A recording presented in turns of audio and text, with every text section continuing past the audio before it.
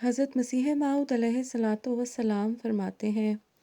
واضح ہو کہ کسی شخص کے ایک کارڈ کے ذریعہ سے مجھے اطلاع ملی ہے کہ بعض نادان آدمی جو اپنے تئیں میری جماعت کی طرف منسوب کرتے ہیں، حضرت امام حسین رضی اللہ تعالیٰ عنہ کی نسبت سے یہ کلمات منہ پر لاتے ہیں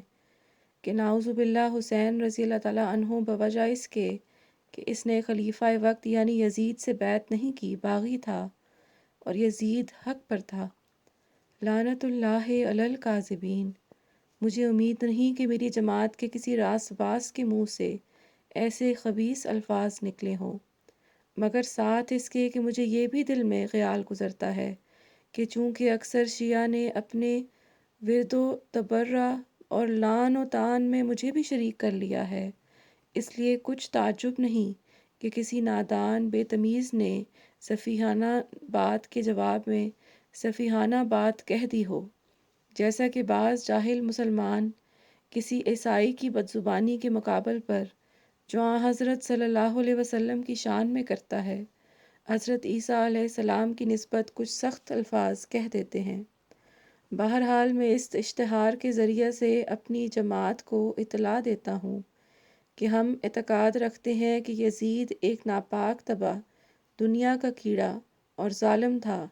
اور جن معنوں کی روح سے کسی کو مومن کہا جاتا ہے وہ معنی اس میں موجود نہ تھے۔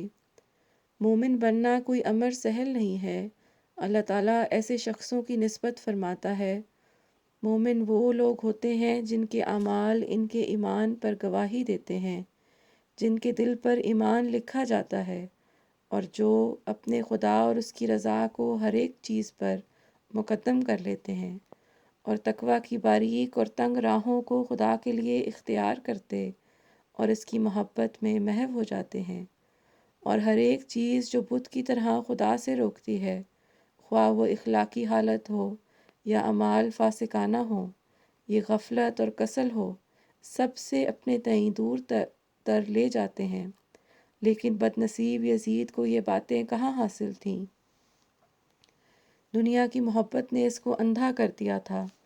مگر حسین رضی اللہ تعالیٰ عنہ طاہر مطہر تھا، اور بلا شبہ وہ ان برگزیدوں میں سے ہے جن کو خدا تعالیٰ اپنے ہاتھ سے صاف کرتا ہے اور اپنی محبت سے معمور کر دیتا ہے، اور بلا شبہ وہ سرداران بہشت میں سے ہے، اور ایک ذرہ کی نہ رکھنا اس سے موجب سلب ایمان ہے، اور اس امام کی تقوی اور محبت الہی اور صبر اور استقامت اور زہد اور عبادت ہمارے لیے اسوہ حسنہ ہے، اور ہم اس معصوم کی ہدایت کی اقتداء کرنے والے ہیں جو اس کو ملی تھی۔ تباہ ہو گیا وہ دل جو اس کا دشمن ہے، اور کامیاب ہو گیا وہ دل جو عملی رنگ میں اس کی محبت ظاہر کرتا ہے، اور اس کے ایمان اور اخلاق اور شجاعت اور تقوی اور استقامت اور محبت الہی کے تمام نقوش انعکاسی طور پر کامل پیروی کے ساتھ اپنے اندر لیتا ہے،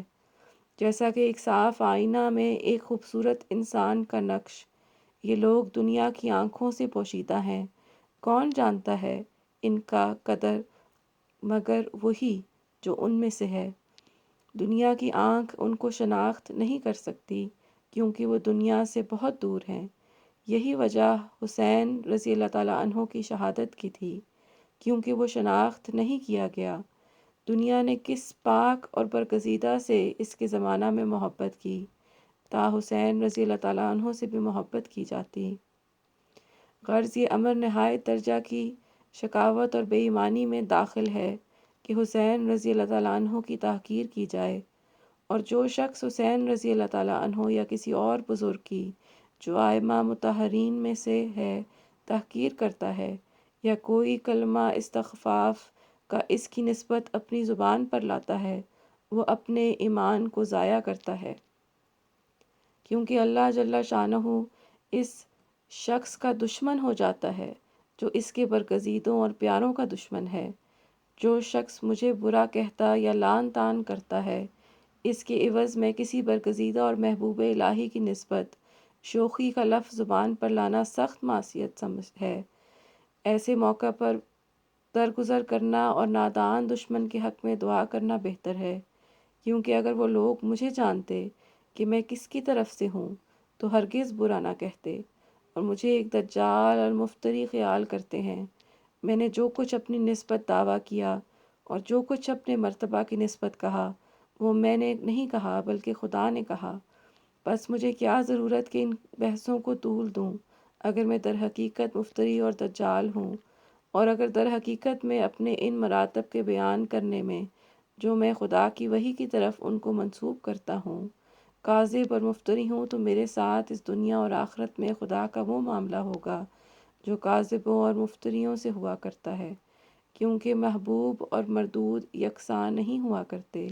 سو اے عزیزوں، صبر کرو کہ آخر وہ امر جو مخفی ہے کھل جائے گا۔